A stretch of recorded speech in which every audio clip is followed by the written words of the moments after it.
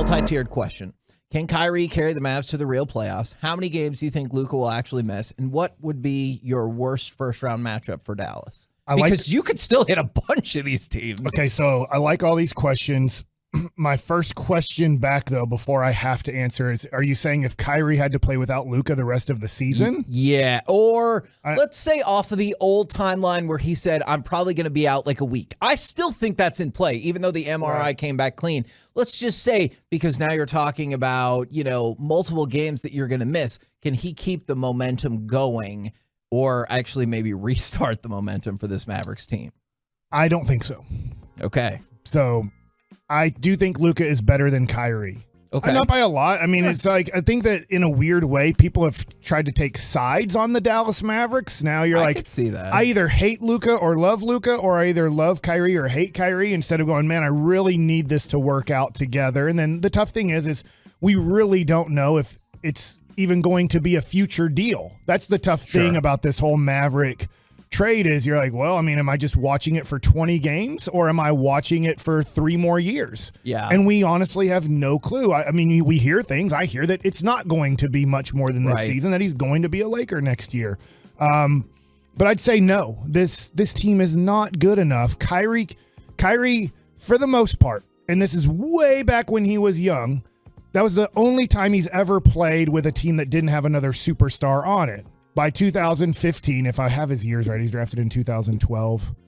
In 2015, LeBron and Kevin Love joined the Cleveland Cavaliers. From there, he joins Jason Tatum and Jaylen Brown. From there, he joins Kevin Durant and I guess James Harden somewhat, not as fast. And then, so you look at Kyrie. Kyrie's never played really by himself as the only guy. Yes, there's been injuries where this year he played without Kevin Durant because of injury, but if he had to play the rest of this season with his second best player being, I don't know, Tim Hardaway Jr.? Yeah. I'm guessing at this point, I don't even know who the second best player is. Josh Green is obviously struggling right now to adjust to the trade situation.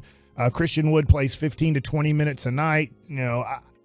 I think that you'd lose most of your game. I don't want to say most. I think you'd play under 500. If Kyrie had to finish these last 15 games, I would guess you would go 6-9.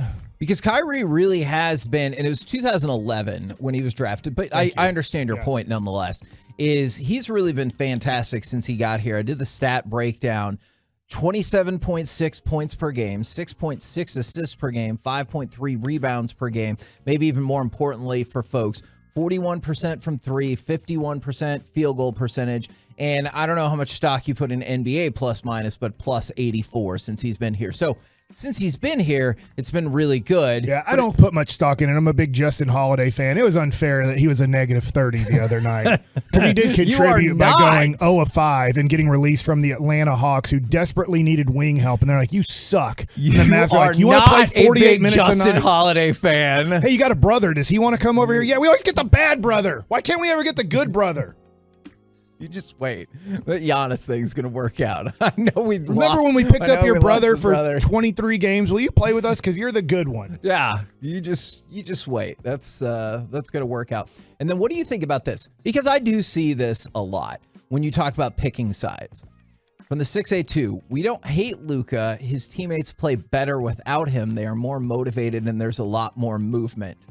I could see the especially when they were 0-7 this year. I could see the movement part. Oh yeah, well before Kyrie got here, oh my God, it was awful. Yeah.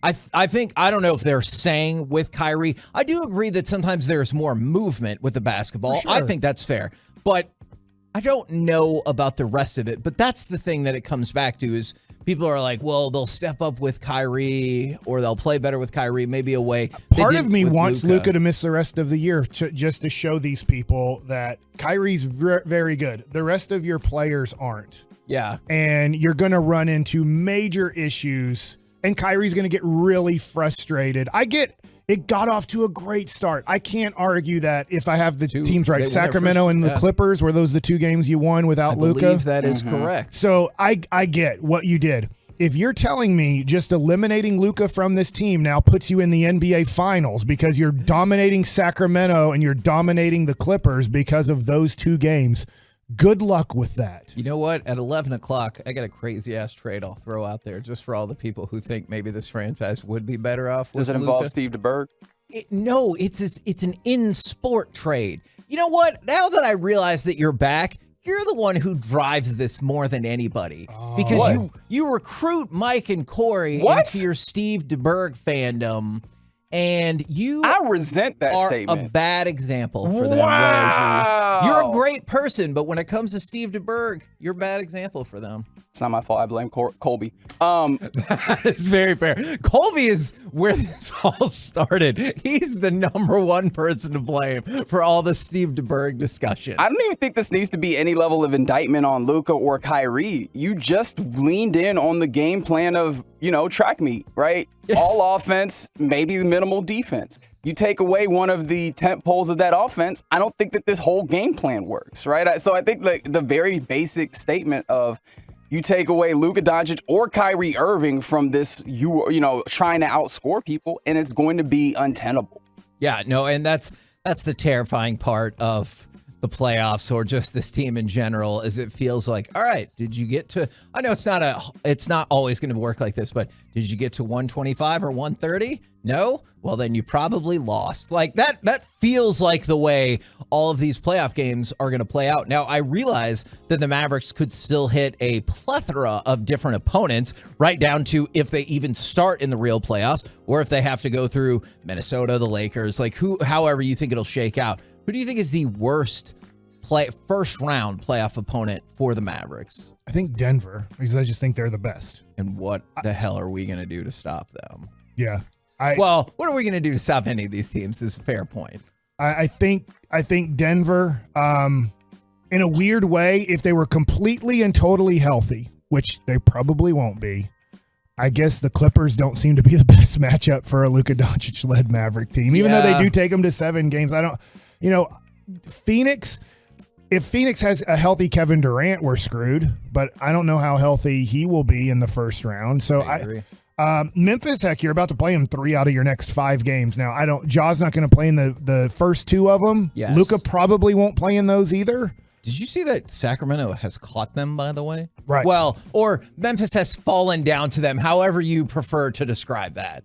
But if you get into the playoffs and they didn't have Steven Adams, that helps. Yeah. Because I'm assuming Steven Adams gets 26 rebounds a game, but I also assume that Rudy Gobert would do that last year in the playoffs, and he didn't. So, yes, I don't know. True. Reggie, do you have kind of your... Embiid was going to have 100 points against us.